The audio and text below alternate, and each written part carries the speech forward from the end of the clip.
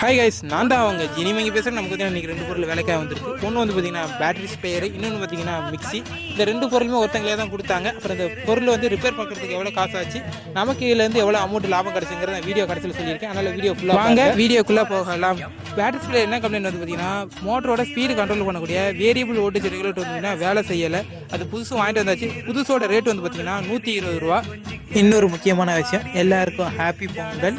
பொங்கலை சாப்பிட்டு ஜாலியாக என்ஜாய் பண்ணுங்கள். புதுசை கரெக்டான இடத்துல அசம்பிள் பண்ணிவிட்டு ஒயர் கனெக்ஷன்லாம் பார்த்து டேப் அடிச்சுட்டு ஒரு வாட்டி டெஸ்டிங் பண்ணிவிட்டு ரிட்டர்ன் பண்ணியாச்சு.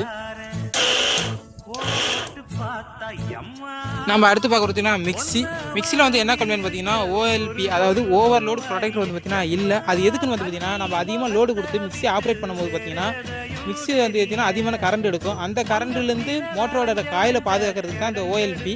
இது வந்து பார்த்தீங்கன்னா அவங்க வீட்டுக்காரங்க இல்லாமல் டேரெக்டாக கனெக்ட் பண்ணி கொடுப்பா அப்படின்னு சொன்னாங்க. நான் சொன்னேன், அப்படி டேரெக்டாக கனெக்ட் கொடுத்தோம்னா மோட்டரோட காயில் அடியாயிரும். அப்புறம் பார்த்தீங்கன்னா மோட்டரோட காயில் மாற்றுறதுக்கு உங்களுக்கு 500லேருந்து 1000 வரைக்கும் ஆகும். அதாவது காயிலோட வேல்யூவை பொறுத்து மாறும் அப்படி சொன்னேன். அவங்களும் அதை மாற்றி தர சொல்லிட்டாங்க. நானும் மாற்றி கொடுத்துட்டேன்.